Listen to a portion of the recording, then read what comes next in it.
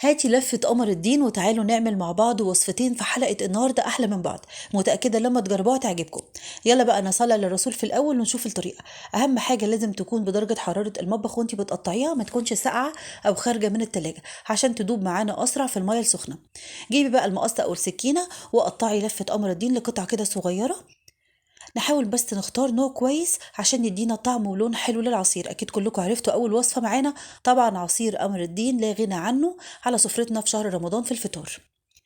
بعد بقى لما نخلص تقطيع الكمية كلها هنضيف على اللفة لتر ونص من المية المغلية. ما تقلقوش، المية مش هتكون كتير ولا حاجة، هتشوفوا كده واحنا بنضربه في الخلاط القوام عامل ازاي. على كوباية من السكر. ما بزودش الحقيقة سكر بعد كده، لكن لو حابة تزودي زي ما انت حابة. هنقلب وهنغطي بقى على البولة بستريتش ونسيبها بقى ساعة 2 قبل ما نضربها في الخلاط لحد لما القمر الدين يطرى معايا ويدوب تماما. مش بفضل ابدا خطوة ان انا اضيف القمر الدين على النار، ولكن لو انت مستعجلة ضيفيه على نار غلوتين 3 واضربيه. بس هو والله يا جماعة مش مستاهل اصلا، المية السخنة بتدوبه على طول. جبت بقى الخلاط وهبدأ ان انا اضيف كده على دفعات، وتعالوا بقى نضرب اجمل قمر الدين تشربه. سكره كمان كان مظبوط، ما كانش يجزع، مش محلي يعني زيادة عن اللزوم. شايفين؟ انا مختارة الحقيقة نوع كويس متعودة ان انا اشتغل بيه، بيكون لونه جميل وطعمه اجمل. جبت بقى المصفى وهبدأ اصفي الكمية كلها اللي انا ضربتها، واللي هيكون متبقي في المصفى هضيفه تاني على الخلاط، وهضرب الكمية التانية هنعمل بيها بقى تحلية سهلة وسريعة ان شاء الله تجربوها تعجبكم. ضفت بقى العصير في الإزازة لحد ما املاها. شايفين يا جماعة اللون خطير. يلا بقى مع بعض نعمل الوصفة التانية. بعد كده جهزت الحلة وهننزل بكوبايتين من الحليب على معلقتين من السكر لو حابة تزودي على حسب الرغبة، وثلاث معالق كبار من النشا. ونقلب كده كله على البارد، وبعد كده هنضيف المهلبية على النار. انا عاوزة القوام بتاعي يكون تقيل شوية. اول لما تبدأ تربط معاكي اقفلي عليها بس بعد ما تغلي دقيقة ولا حاجة. وبعد كده انزلي بظرف فانيليا، وما كانش عندي الحقيقة قشطة، فعملت البديل وانا واقفة كده على السريع. في بولة نزلت بمعلقة كبيرة من الكريم شانتيه على معلقتين كبار من المية وقلبتهم.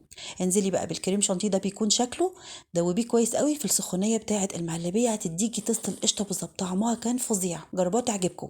جهزت بقى الكوبايات او الكاسات ونزلت بالمهلبيه لحد نص الكاس او الكوبايه. ودي اول طبقه معايا في التحليه بتاعه النهارده. تاني طبقه هتكون مهلبيه قمر الدين. اللي باقي من القمر الدين هضيفه في الحله على معلقة نشا كده على البارد ونقلب. وظرف فانيليا. أهم حاجة انزلي بالنشا بالتدريج، لأنه بيختلف من نوع للتاني. في نوع بيربط على طول على النار، ونوع تاني لأ بيحتاج نشا أكتر، فعشان كده بنضيف النشا بالتدريج. حسيت إن هي خفيفة، دوبت معلقة كبيرة تانية من النشا في ربع كوباية مية وضفتها. أهم حاجة لازم تقلبيها كده بصورة مستمرة، والنار تكون هادية لحد لما تتقل وتغلي دقيقتين 3 عشان ما نحسش بطعم النشا. بعد كده هضيفها على مهلبية الحليب، كانت خلاص بردت. شايفين بقى الطبقات وجمالها؟ تحلية سهلة وسريعة في منتهى الجمال، لازم تجربوها. ما خدتش وقت خالص من لفة قمر الدين. عملنا وصفتين لا غنى عنهم في شهر رمضان. بعد لما تبرد هتدخلي المهلبية التلاجة وتطلعيها تتقدم ساقعة بعد الفطار، وتزينيها بقى بالمكسرات، جوز هند، سوداني، زبيب، المتوفر عندك. خطيرة، لازم تجربوها. لو وصلتي لحد هنا اوعوا بقى تنسوا اللايك والشير لو عجبكم الفيديو، والاشتراك في قناتي على اليوتيوب، وكمان تطبيقاتكم للوصفة اللي بتسعدني وتعليقاتكم. وكل سنة وحضراتكم طيبين. وكعادتي لازم اختم بقى واوريكم العصير كان مظبوط وحاجة كده عظمة. سكره كان هايل جدا. استودعكم في امان الله، وباي باي.